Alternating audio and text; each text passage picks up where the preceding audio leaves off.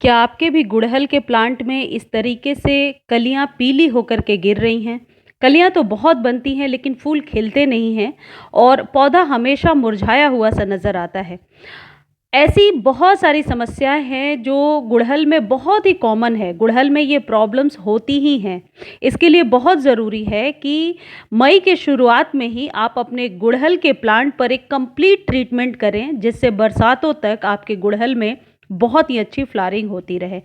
आज की वीडियो में जो ट्रीटमेंट मैं आपको बताने वाली हूँ, ये आप पॉट में यदि आपने लगाया है गुड़हल को तब भी करेंगे, यदि ज़मीन में लगा रखा है तब भी इसी प्रक्रिया को अपनाएंगे। देखिए, ये मेरे गुड़हल का पौधा है। इसकी कलियां कुछ इस तरीके से ऊपर से काली होकर के सूख कर गिर जाती थी।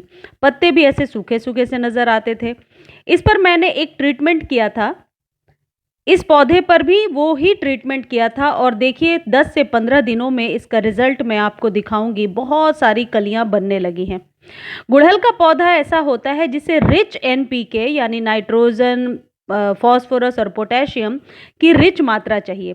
जो पौधे फ्लावरिंग ज़्यादा करते हैं, बहुत ही अनगिनत फ्लावरिंग करते हैं, ऐसे पौधों को अपने फ्लावरिंग के प्रोसेस को बनाने के लिए बहुत ज़्यादा, आप कह सकते हैं, फूड की ज़रूरत होती है।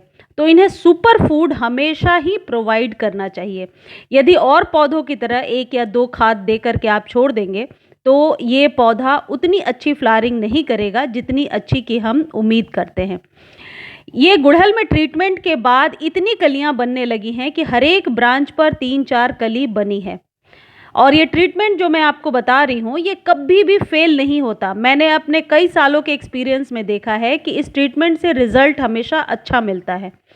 देखिए, गुड़हल के पौधे में यदि पत्तियां पीली हो रही हैं, 2-4 पीली हो रही हैं, जैसे मेरे गुड़हल में दिख रहा है, तो ये बहुत ही नेचुरल प्रोसेस है। इसके लिए आपको परेशान होने की बिल्कुल ज़रूरत नहीं है। लेकिन ज़्यादा पत्तियां पीली हो रही हैं, गुड़हल की जो पत्तियां हैं मुड़ी हुई हैं, उसमें मिलीबग्स का अटैक हो गया है, तो ऐसे में धीरे धीरे पौधा जो है ख़राब ही होता जाता है। बहुत जल्दी उसमें ट्रीटमेंट करने की ज़रूरत होती है। गुड़हल के पौधे को यदि आप न्यू लेकर के आ रहे हैं अभी नर्सरी से, तो भी आप इस खाद को ज़रूर दीजिए। पहले से आपके पास ये पौधा है तब भी आप इस खाद को दीजिए। एक चीज़ ध्यान रखें, इस ट्रीटमेंट को करने के पहले यदि गुड़हल का जो पौधा है वो उसकी मिट्टी ड्राई हो तो बेहतर है। मेरे पौधे की मिट्टी ड्राई नहीं है क्योंकि कल शाम को यहाँ आंधी तूफान बहुत ज़्यादा आया था और बारिश भी बहुत हो रही थी। गुड़हल को जब भी आप लगा रहे हैं, इस बात का ध्यान रखें कि 10 to 15 इंच का कंटेनर रखिए। बहुत छोटे कंटेनर में इसकी जड़ें भर जाती हैं और जो भी आप फर्टिलाइज़र देते हैं वो जड़ों तक ढंग से पहुंच नहीं पाता, परफॉर्म भी अच्छे से नहीं कर पाता। ये जो मेरे गुड़हल का पौधा है, जब इसकी पत्तियां सूखने लगी थी और कलियां झड़ने लगी थी, मैंने सिर्फ ट्रीटमेंट करके छोड़ दिया था। कोई सॉफ्ट प्रूनिंग भी इसमें नहीं किया था मैंने, क्योंकि कई बार मैंने देखा है जब पौधा बीमार होने लगता है और उसमें आप ट्रीटमेंट के दौरान सॉफ्ट प्रूनिंग कर देते हो तो वो पौधा शॉक में चला जाता है, फिर उसे संभालना मुश्किल होता है। तो यदि आपको लगता है कि पौधा बहुत बीमार हो रहा है, उसको वैसे ही छोड़ दीजिए, कोई कट करने की ज़रूरत नहीं है। आप एक जड़ों में अच्छी सी चीज़, अच्छा सा एक ट्रीटमेंट कर दीजिए और आप देखिए धीरे धीरे जो पुरानी पत्तियां हैं वो अपने आप ही पौधा गिरा देगा और नई हरी हरी पत्तियां निकल करके आ जाएंगी, कलियां भी बनने लगेंगी। अब इसके लिए आपको क्या करना है, सबसे पहले आपको अपने पौधे की मिट्टी की गुड़ाई कर लेनी है। गुड़ाई के लिए जैसा मैंने बताया, यदि मिट्टी ड्राई होगी तो आपके लिए इजी होगा, लेकिन मेरे पौधे की मिट्टी आज ड्राई नहीं है क्योंकि कल ही बारिश में सारा ही भीग गया है।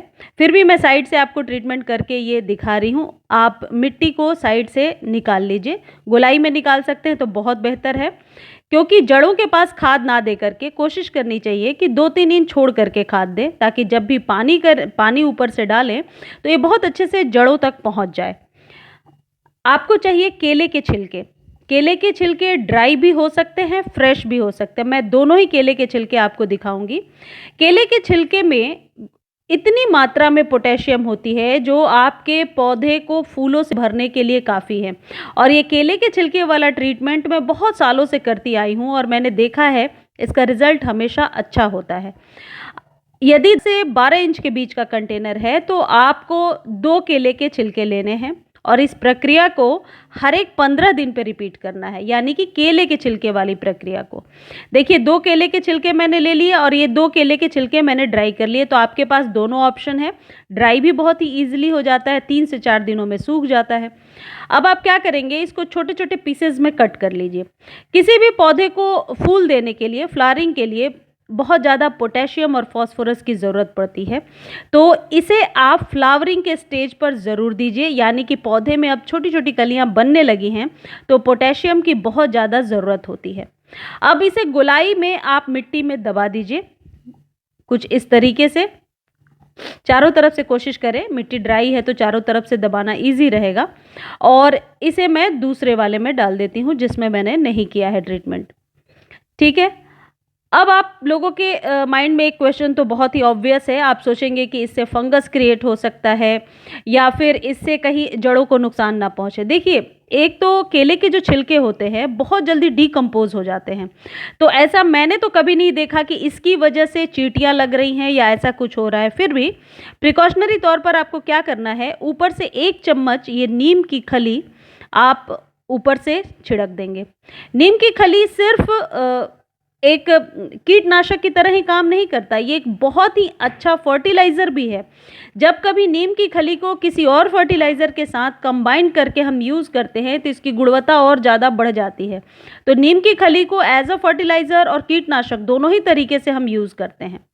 ऊपर से डालने के बाद आप डालेंगे 4 या 5 दाने डीएपी के।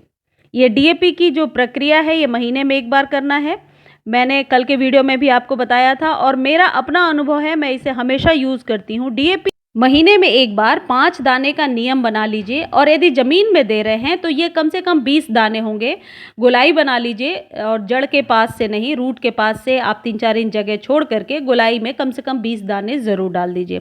डीएपी मिट्टी में बहुत जल्दी डिकम्पोज हो जाता है और डीएपी डालने से एक तो जड़ें बहुत ज़्यादा फैलती हैं। जो लोग ये कह रहे हैं कि हमारे पौधे में विकास नहीं हो रहा, ग्रोथ नहीं हो रहा, तो डीएपी आप मंथली देना शुरू करें। इसे बहुत सारी और भी जो माइक्रो न्यूट्रिएंट्स वाली चीज़ें हैं वो आपके पौधे को मिल जाती हैं।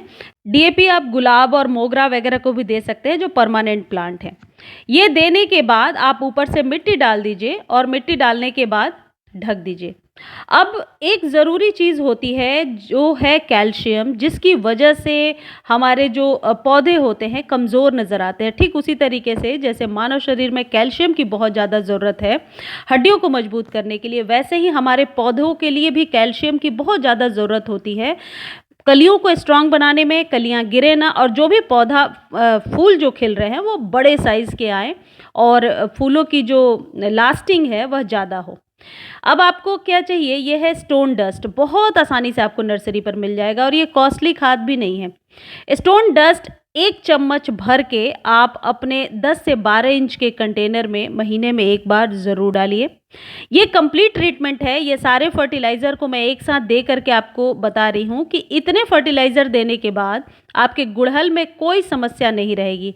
पोटेशियम के लिए हमने अलग से केले के छिलके दे दिए, कैल्शियम के लिए स्टोन डस्ट, डीएपी जिसमें नाइट्रोजन और भी चीज़ों की मात्रा बहुत ज़्यादा है, नाइट्रोजन फॉस्फोरस की। और ये ट्रीटमेंट करने के बाद यदि आपके पास एप्सम सॉल्ट है तो 1 चम्मच एप्सम सॉल्ट को 1 लीटर पानी में घोलिए और ऊपर से इससे वाटरिंग कर दीजिए, जितनी भी ज़रूरत है ज़रूरत के अनुसार। मैं अभी वाटरिंग नहीं करूँगी क्योंकि बहुत ही प्लांट गीला है, मिट्टी गीली है। शाम तक जब थोड़ी ड्राई हो जाएगी, अभी मैं 1 चम्मच सूखा ही ऊपर से डाल दे रही हूँ।